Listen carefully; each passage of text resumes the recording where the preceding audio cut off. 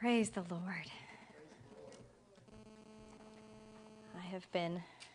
I'm sorry for the harsh word, but dreading this. Sister Brooke, I'm with you. This is one of the most horrible, awful things ever. I just am not very good in front of people. My nerves usually get the better of me. My hat's off to everyone tonight. You've done a tremendous, tremendous job. Everyone has kind of stepped out of their comfort zone, and I'm very proud of each of you. And it amazes me because sometimes in these services we have themes, and tonight we didn't. But yet what Sister Brooke, calling on the name of the Lord through every situation, what Sister Jacqueline just said, she read some of my scripture that I have and reiterated what I'm going to say. I'm going to reiterate some of what she said. So it's just amazing how God works. I'm just so thankful. Tonight I'm actually going to be talking about looking beyond what you see. And I have to confess, Pastor, forgive me, I did not take my inspiration or my notes. I had my notes first, and when I was trying to come up with a title, this came to my mind, Looking Beyond What You See, and it actually came from a Disney movie. And it is two characters looking for their place in the world, looking for a new home, and at one point one becomes very discouraged and gets some advice from a somewhat wise and somewhat spiritual leader who at that point tells him, to find it, you must look beyond what you see. So switching gears and getting into the spiritual side of it, we all know the story of Joseph and how his brothers, out of anger and jealousy, plotted to kill him, but instead they threw him into a pit. In Genesis chapter 37 and verse 23 and part of 24. And it came to pass, when Joseph was come unto his brethren, that they stripped Joseph out of his coat of many colors that was on him, and they took him and cast him into a pit. And I imagine while Joseph was in that pit, he had a little bit of time to begin to question why. Why am I here? Why is this happening to me? What have I done to deserve this?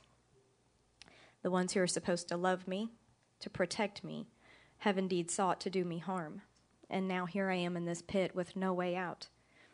Joseph, in my mind, could have very quickly got himself into a pit of spiritual despair, and maybe he did. But we know that not too much time passed, and Joseph looked up to see a hand reaching down, ready to pull him out. And for a brief moment, I believe relief swept over him because he believed that he was being rescued. But much to his dismay, he quickly found that just the opposite was true. He had only been rescued to be thrown into another pit of sorts. His brothers had only got him out of that pit to sell him into slavery. Once again, here would come the despair and the fear and the uncertainty flooding in. Why? Why is this happening? And I believe in our own lives that the enemy loves to keep us bound by those very things. Because when we begin to doubt, we begin to question. We begin to question even God. Why me, Lord? I thought you had a plan for me. Surely this can't be it. Why? You are such a loving and merciful God. Why would you allow such evil things to happen to me? And I believe at this point that we come to a very important crossroads, because we can choose to continue living in that pit. We can live in that misery and doubt, and you will allow yourself to become more open to other fiery darts of the devil, such as anger and bitterness, and ultimately a hardened heart. But on the other option, I believe that if we look beyond what we see at that moment in time, if we look beyond what we are facing, and if we just choose to trust. Romans 8:28. And we know that all things work together for good to them that love God, to them who are called according to his purpose. Hebrews 13:5. Let your conversation be without covetousness, and be content with such things as ye have. It doesn't say to be happy only in the happy times. Don't trust only in the good times. Be content with such things as ye have. For he hath said, I will never leave thee, nor forsake thee. Verse 6, so that we may boldly say, it doesn't say timidly, it doesn't say with fear, it doesn't say with doubting, that we may boldly say, the Lord is my helper. I will not fear what man shall do unto me. In Jeremiah 29:11, The NIV, for I know the plans I have for you, declares the Lord, plans to prosper you and not to harm you, plans to give you a hope and a future. Yes, we may not understand all the things that have befallen us. People we love have hurt us, and in some ways we feel maybe have forced us into a pit, just as Joseph's brothers did to him. But maybe, if we look beyond what we see, just maybe, God can use that circumstance to further you for his kingdom, for his divine plan. But I believe in that situation, we must, number one, believe in his word. Do we believe the promises that he will never leave us nor forsake us? Do we believe that we can boldly say, the Lord truly is my helper? Number two, we have to trust in him. And number three, and this is Sister Beam preaching at Sister Beam, maintain a right attitude. We must, in those times, not don the sackcloth and ashes in spiritual mourning, because we think that being in that pit is the end. We sometimes begin to mourn for what we believe we cannot have. We begin to mourn for what we think we cannot become, because these situations have befallen us and stripped us of what we think should have been ours. But I want to remind us that God still has a purpose and a plan, and we must maintain a mindset of trust and willingness to be obedient, no matter what God asks or requires of us in that situation. And skipping ahead in the life of Joseph, in chapter 39, we read how Joseph was made a servant, yet the Lord's hand was still very evident in his life. In verses 2 through 6, and I'm going to just be taking portions of those scriptures. And the Lord was with Joseph. He was a prosperous man. Verse 3, and the Lord made all he did to prosper. Verse 4, Joseph found grace and was made overseer. Verse 5, the Lord blessed the Egyptian's house for Joseph's sake. Verse 6, and Joseph was a goodly person and well-favored. I want to draw our attention. It says that Joseph was a goodly person and well-favored. It does not say that Joseph was bitter and angry at his situations, over the circumstances. It does not say that Joseph was rebellious. It does not say that he did not have a right attitude and that God just understood because of everything he had gone through and blessed him anyway. It says that he was a goodly person. And Joseph, by our way of thinking, had every right to be all of those things. He had every right to be angry and hurt and bitter. I imagine all the thoughts that was going through his mind. I was free. I was loved of my father. I was wronged. I was thrown into a pit. I was sold into slavery. I was brought here. And now I am made a servant, and you want me to serve you? Brother Smith, at that point in time, I don't think I would have made it out of that dilemma. I think truly I would have died in my dilemma, literally, because given those situations and me personally, I think I probably would have looked at him and, are you kidding? I'm not going to serve you. I was free. I'm not supposed to be here. But in those times, it did not matter. You were a servant, and you were required to act as such. And it says that Joseph was a goodly person and therefore was well favored. God indeed blessed Joseph's master through his right attitude. And we go on to read about how Joseph refused the advances of his master's wife and became imprisoned because of her lies. And Brother Smith, if I had not died before, I would have given up the ghost by now. In verse 21, it says, but the Lord was with Joseph and showed him mercy and gave him favor. He gave him favor in the sight of the keeper of the prison. Verse 23, the Lord was with him, and that which he did, the Lord made to prosper. There's that word again. We know Joseph was put in charge of other prisoners, two being the chief butler and the baker. They each had dreams. God gave the interpretations of those dreams to Joseph. And in giving the butler the meaning to his dream, Joseph asks him a favor. Chapter 40 and verse 14. But think on me when it shall be well with thee. Show kindness, I pray thee, unto me, and make mention of me unto Pharaoh, and bring me out of this house. In other words, I believe he was saying, listen, I just did you a really big thing here. God allowed me to give you the meaning of your dream to you. Please, when you get out of here and you're before Pharaoh, remember me. Help me to get out of here.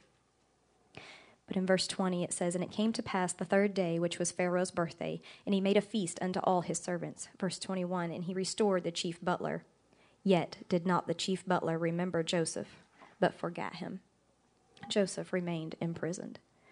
And bringing this closer to home in our own personal situations, some of us are held and bound and imprisoned by situations and emotions, and some of them are just life. Some of them are by our own choices. It's things that we do to ourselves.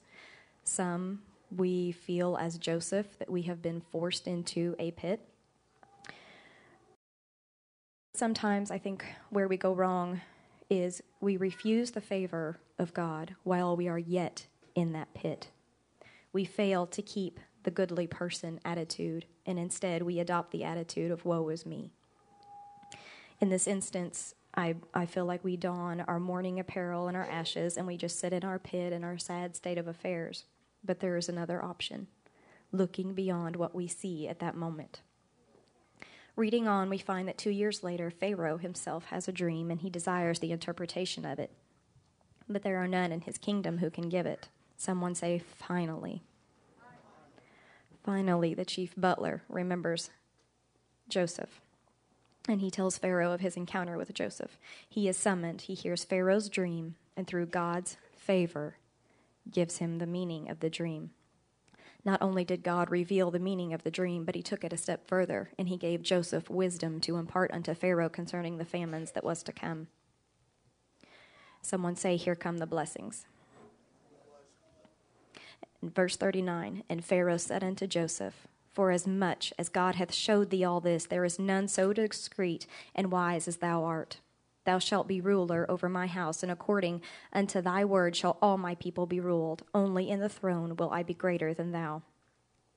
And in my mind at this time, Joseph, having gone through all of this, being taken away from his family, his home, being thrown into the pit, rescued only to be sold into slavery, lied about, being imprisoned, and now he's finally coming out of it.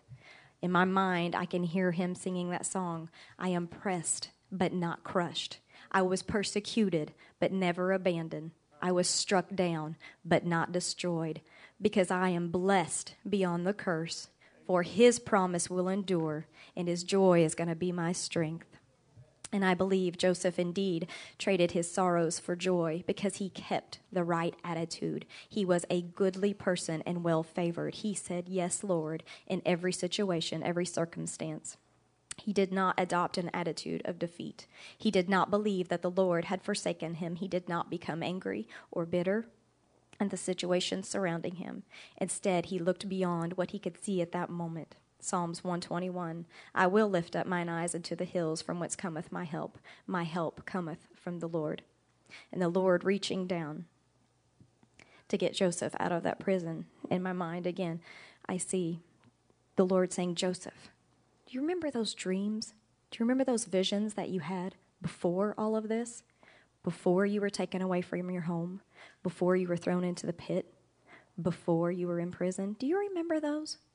Those were from me. Those were just hints of what was to come in your life. And I thank God that he gives us those dreams and those visions. And as the Lord stepped in, he indeed set Joseph in a position of authority, such as never would have happened had he not gone through everything that he gone through. And it was because that was how the Lord had it planned from the very beginning.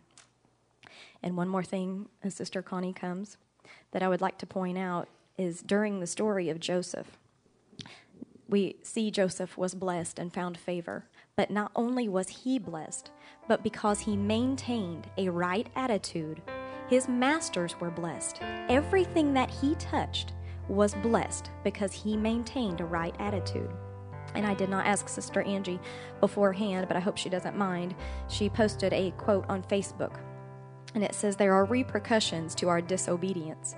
Everyone we're called to reach unknowingly feels its impact. And I appreciate that because it's the flip of what I am talking about. If we are disobedient, if we do not maintain that right attitude, a right heart, a thankful spirit, a trusting spirit, because the Lord is with us, then who knows what's going to happen to those that we are supposed to be reaching. But if we maintain that right attitude, being a godly person throughout our situations, not only can we be blessed, but those around us can be blessed. So I challenge us all to look beyond what we see in those times of stress, in those times of trouble and persecution. Trust in the Lord and the promises of His Word, and receive all that you can become through Him.